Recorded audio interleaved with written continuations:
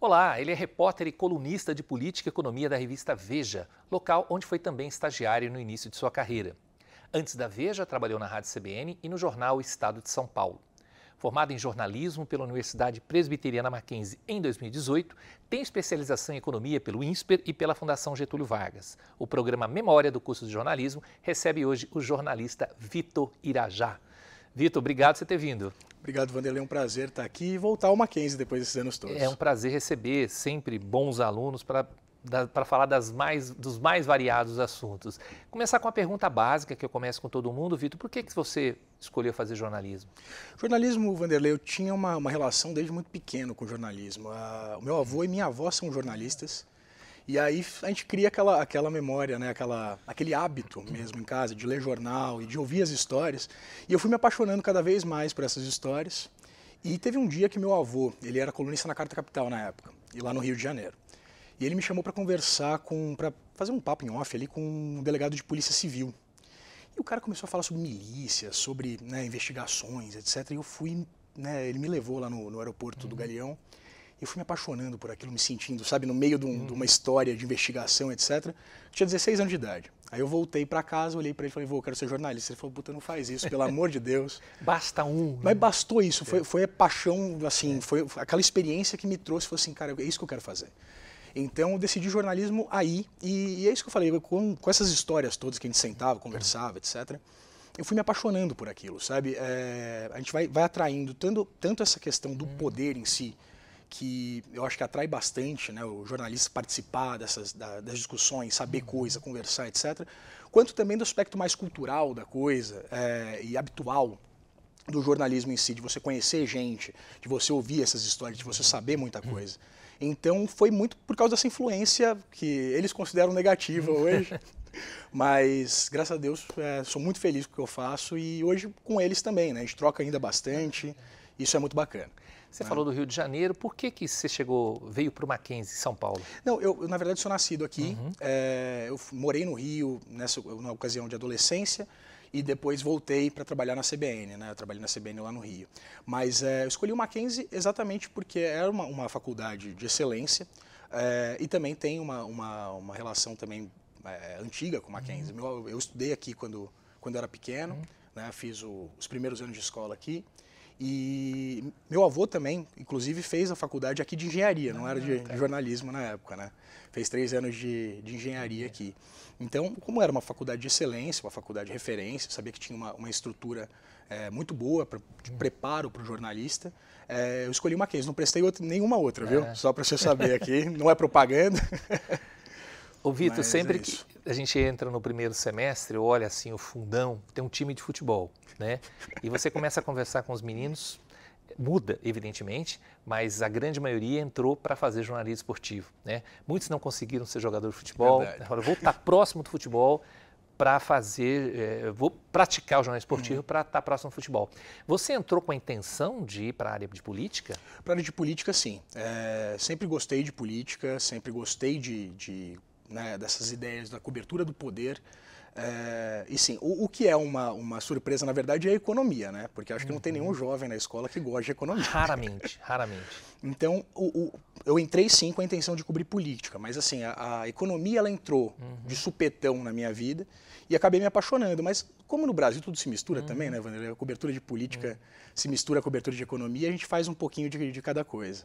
Mas sim, minha intenção primordial era entrar na cobertura do poder.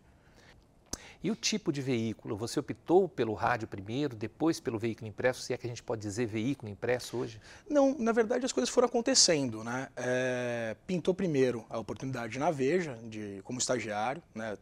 Trabalhei lá com Augusto Nunes, na época como estagiário dele.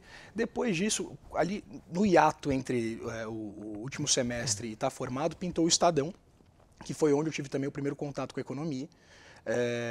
Mas assim, e depois veio a CBN e volto para a Veja, né? Aí como repórter e viro colunista depois. Mas eu sou um pouco old fashion, entendeu, Vanderlei? Eu gosto muito do impresso, eu tenho carinho pelo papel e quando eu fui contratado na Veja, inclusive, foi uma coisa engraçada porque eu fui contratado para ser repórter da revista. Ainda não tinha essa distinção Perdão, essa união entre o papel e o digital. Foi durante essa minha estada lá que as coisas se uniram, mas eu, a priori, fui contratado como repórter do impresso. Eu era um repórter só da revista. E aí, logicamente, o mundo, né, ele pede que essas coisas sejam mais integradas, né? Mas eu confesso, apesar da coluna hoje ser só no online, eu confesso para você que eu tenho um carinho especial pelo papel. Mas quando você vai para o estágio, você já vai com a cabeça da economia? Para o estágio? Para o estágio. Não, da economia não. Da política sim. Né? Foi isso que eu falei. Depois eu tive o primeiro contato na economia no Estadão, que eu fui foca no Estadão, fiz o curso de jornalismo econômico. Né? E aí eu tive meu primeiro contato com a economia e você percebe o quanto é um mercado que tem uma carência de pessoas que cubram isso direito, até porque é grego no primeiro contato, entendeu? Mas, e aí eu fui criando uma afeição muito grande por essa área e graças a Deus estamos aí dando certo. Né? Diria que não faz muito tempo que você se formou, né? Você acha que o jornalismo mudou de lá para cá? Mudou muito de lá para cá? Ou tem alguma grande novidade que aconteceu no jornalismo? Olha, eu acho que os desafios eles foram aumentando. Né? Eu acho que estruturalmente a gente tem uma preocupação já maior, num período curto de tempo, com os projetos multimídia, sabe? Dentro da Veja se pensa muito nisso, né? Mais projetos em vídeo, uma atenção maior ao digital, como eu te falei. Eu entrei na Veja como um membro de uma equipe para o papel e hoje, na verdade, né, hoje não é mais voltado para a coluna, obviamente, mas é um projeto mais integrado. A gente faz vídeo, a gente também publica as matérias no papel, fora a coluna no digital. Então, eu acredito que há sim uma preocupação maior dessa integração dos meios. Né? E acredito que alguns desafios maiores, como comentei, tenham surgido, como essas novas plataformas enfim, tanto de notícia mesmo, quanto ferramentas, né? Essa inteligência artificial e novas ideias de jornalismo. E fora isso, eu acho que a gente tem uma deterioração. Voltando. E fora isso, pegar um corte. Né? E fora isso, acho que a gente tem um ambiente deteriorado do debate público, porque as pessoas estão lendo menos, as pessoas estão mais... as informações vêm muito rápido e o acesso ele é limitado. Tem uma nota que eu soltei outro dia, por exemplo, que me ligaram reclamando, primeiro gostaram do título, depois me ligaram reclamando que as pessoas estavam compartilhando porque entenderam errado. Eu falei, poxa, mas lê a nota, sabe? A culpa não é minha nesse sentido. Então, isso me preocupa muito, sabe? Fora, logicamente, a disseminação de fake news, que eu acho que aumentou. Acho que o último governo foi muito nocivo na questão também de acabar com a imagem, né? De deteriorar a imagem do jornalista. Então, eu acho que mudou sim, e isso me assusta um pouco, mas num período curto de tempo, né? Quando você fez faculdade, né, já não era necessário a obrigatoriedade do diploma para o exercício legal da profissão. E agora você acabou de citar essa questão das fake news e de que o jornalista não é mais aquela pessoa, o gatekeeper, né? Ele não tem tanta importância nesse sentido para um determinado grupo de pessoas. Você acha importante a formação acadêmica para o exercício da profissão? Acho, professor, acho sim. Acho fundamental. Eu acho que a faculdade, ela fora, logicamente, a questão técnica, ela dá uma base cultural e informacional mesmo, que é muito importante para o jornalista. Né? A gente aprende sociologia, filosofia, questões relacionadas à estrutura de Estado, que eu acho que são muito importantes para a formação cultural do jornalista, sabe? Cultural no sentido da profissão. Até mais mesmo, confesso, do que as questões mais técnicas, que eu acho que você aprende muito no dia a dia. Né? Mas eu acho, essa base, principalmente, eu acho que é fundamental para qualquer jornalista, entendeu? Você acha que o jornalista diplomado, digamos assim, ou que tenha passado pela universidade, ele tem uma vantagem em relação a quem não passou? Depende, acho que aí também depende. Acho que tem, sim, assim, essencialmente tem, mas é o que eu te falei em relação à bagagem, eu acho que é a questão mais importante. Porque a técnica a gente até aprende e é diferente de veículo para veículo, né? É muito diferente, por exemplo, eu fazer uma matéria para a rádio, para uma entrada ao vivo, ou exatamente para gravar uma reportagem, do que é fazer, por exemplo, matérias para o Estadão. Para a Veja, então, é uma fórmula própria, né? Brincam até que se fala vegês, né? E um outro, uma linguagem completamente diferente, por exemplo, na coluna, que são notas, né? Uma informação mais direta, etc.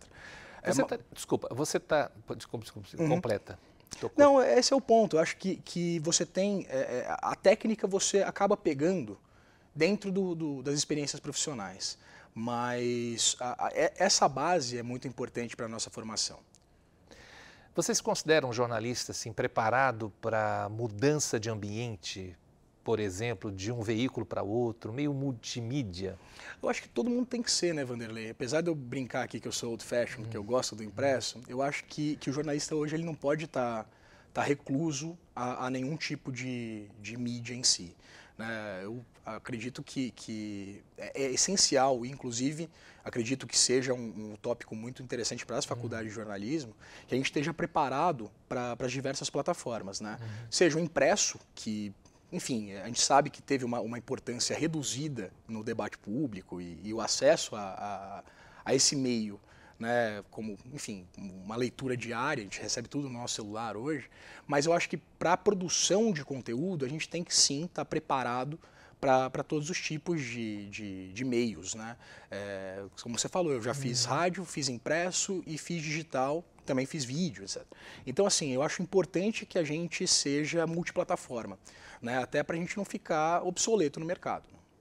Independentemente da área de atuação ou da sua área de atuação, qual a avaliação que você faz do jornalismo praticado no Brasil? Professor, eu acho que o jornalismo no Brasil ele é muito profissionalizado. Acredito que as redações elas têm gente muito preparada.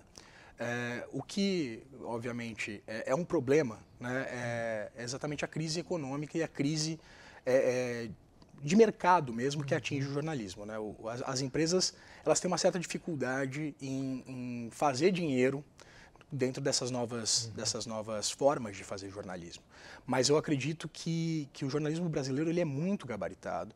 Né? É o que eu falei, a gente passou por uma crise de imagem muito fomentada durante a última gestão, né, do presidente Jair Bolsonaro. Acredito que isso tenha sido muito nocivo, mas a gente viu a importância do jornalismo, né, nessa última década, por exemplo, em determinadas coberturas. Né? Tanto, por exemplo, o que foi descoberto pela Lava Jato, etc., há críticas, ok, mas e durante, por exemplo, as gestões, né, Dilma, gestão Temer, gestão, obviamente, Bolsonaro, eu acho que o jornalismo ele praticado no Brasil hoje é de extrema qualidade, né? A gente tem profissionais muito gabaritados e, na verdade, acho que cursos como o do Mackenzie, por exemplo, né, servem exatamente para a gente trazer mais profissionais cada vez mais gabaritados para o mercado.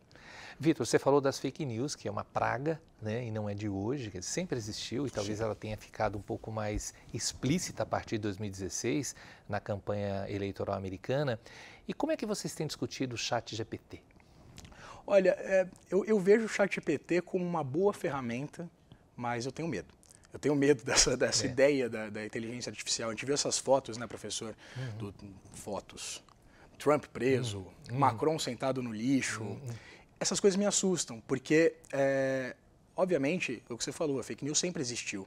Só que você tornar isso se facilita, virou fácil, né? Você produzir uma informação falsa que não é só a corrente de WhatsApp, né? Que chegam aquelas coisas esdrúxulas. Não, você está vendo aquela coisa acontecer. Aquelas montagens de deepfake. Sabe, você está vendo o Obama falar determinada coisa que você acredita naquilo, é a voz do cara, é a cara dele. Então, isso me assusta um pouco e acho que é um novo desafio para o jornalista, né?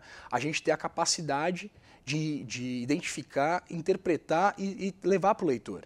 Aí que eu vejo o grande perigo, porque é o que eu sempre brinco, assim, não é todo dia que o jornalista vai descobrir que a Friboi é do filho do Lula. Sim. Né? A fake news ela é muito mais atrativa. Então, ela tem uma disseminação muito mais rápida do que obviamente, o desmentido. Então, isso me assusta um pouco e a rapidez, a velocidade da formação de conteúdo falso, da disseminação e da criação de conteúdo falso, isso me assusta. Eu acho que a gente vai ter que aprender como lidar com isso, e como combater as informações falsas. Mas eu acho que as ferramentas também elas podem servir para o bem. Né? Acho que a gente pode utilizar essas ferramentas para produção rápida de conteúdo que seja talvez mais simples. Mas eu vejo com certa ressalva o surgimento dessas novas tecnologias.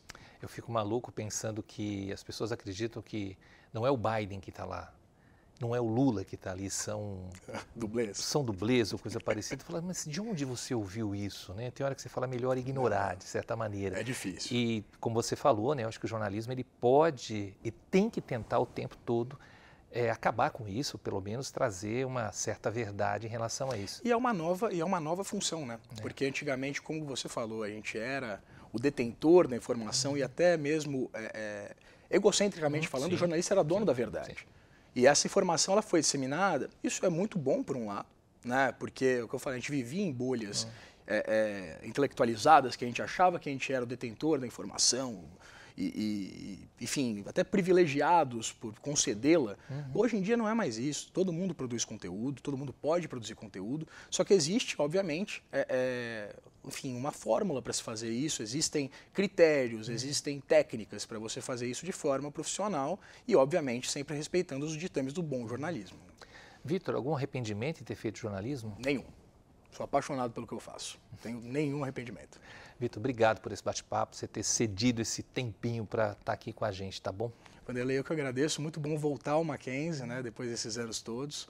Eu realmente estava com saudade, fiquei muito triste quando a gente participou do último bate-papo que era online. A gente não teve a oportunidade de estar aqui, mas eu que te agradeço. Muito bom estar aqui, muito bom falar com você e com os alunos. Muito obrigado. E muito obrigado também a você que nos acompanhou até aqui. Até o próximo programa.